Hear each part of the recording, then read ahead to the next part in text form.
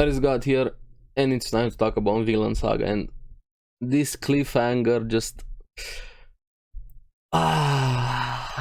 the episode just went by. I blinked and it was over.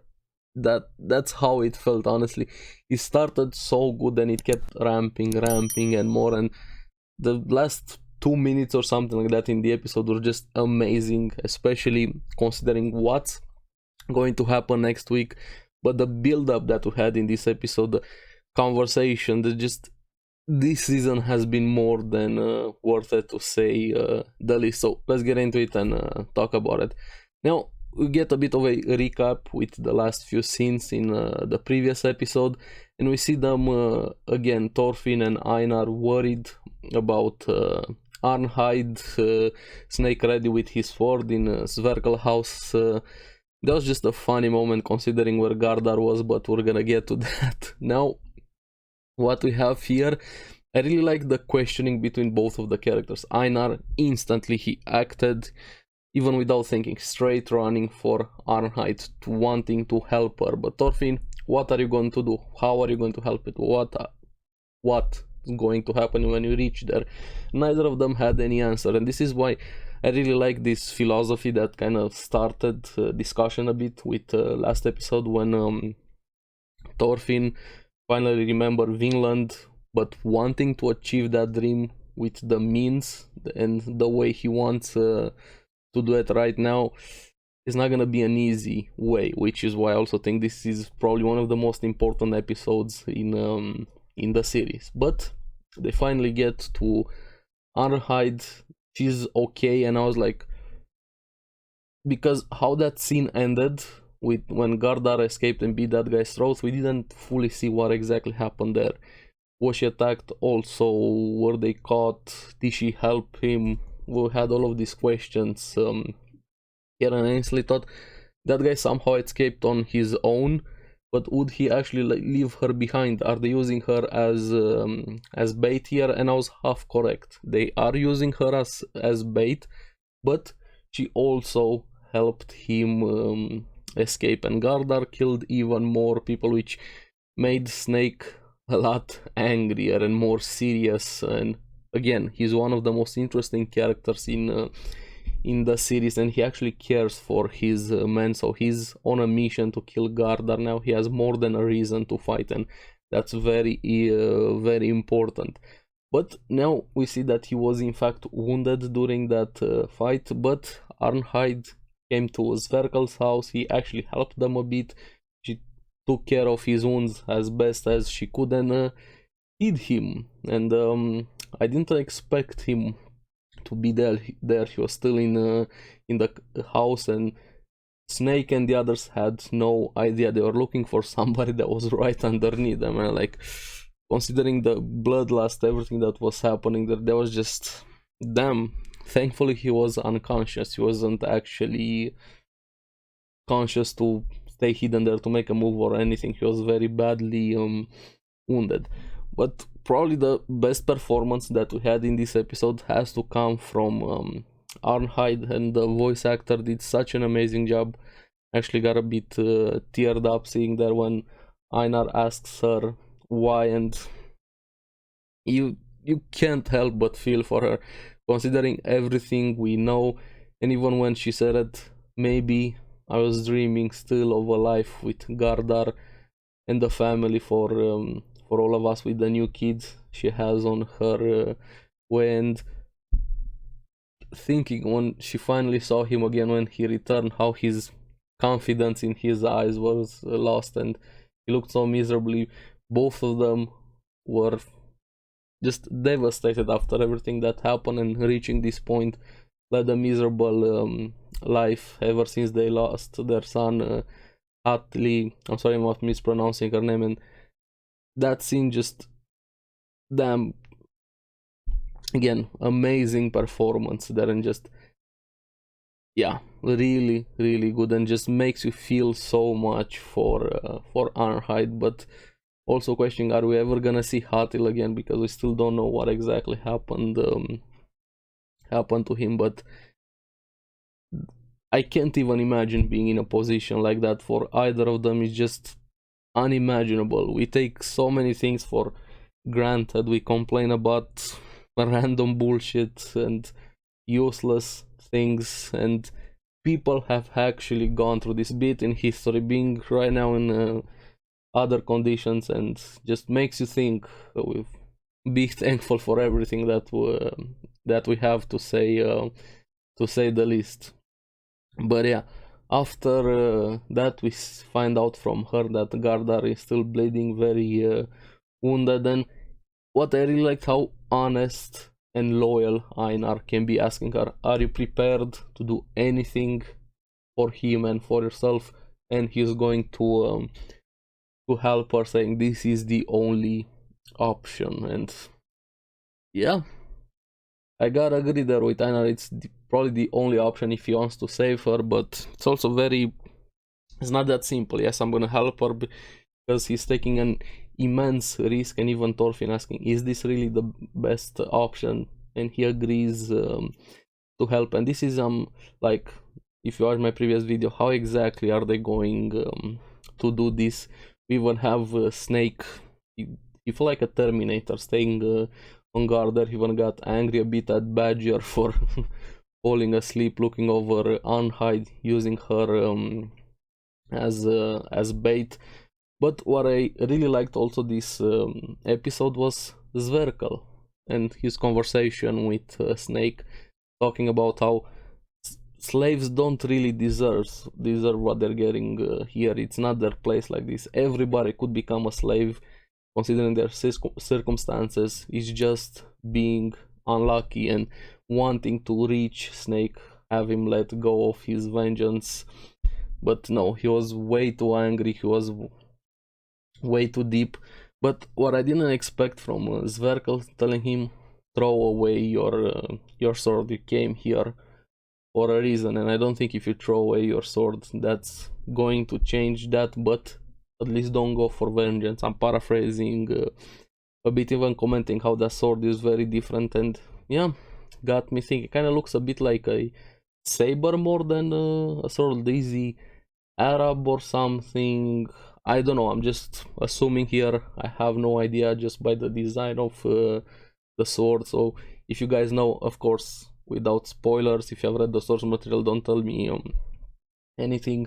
But this is why I said that Snake is one of the most interesting characters we have gotten in season 2. But also the offer that Zverkel made, saying, I'm offering you the farm, have a good life, farm the land, I will soon die and I owe you for reading the Bible to me. I was like, okay, Zverkel, damn, I did not expect that from him. But a lot of respect for this old dude, and he does a lot more in this episode, but Snake refused instantly. Now, this is where things got a bit more action heavy instead of kind of all of the conversations that we have had so far. And we have somebody spying over them. They think it's Gardar, but in fact it was Einar, just to draw them away, and Thorfinn waiting for the moment to go in after Snake and his men went after Einar literally running for his life. This is where we have Thorfinn and Arhide trying to get to Gardar, and again, like says, Sverkel did so much this episode, even offering to help to go with them, so they have an easier way crossing over the farm, so nobody stops them. Meanwhile, Einar was trying to get to the forest, being chased by everybody, and we finally get to see where Gardar was. He was actually under the bed, so Zverkel knew the entire time and he kept his mouth shut.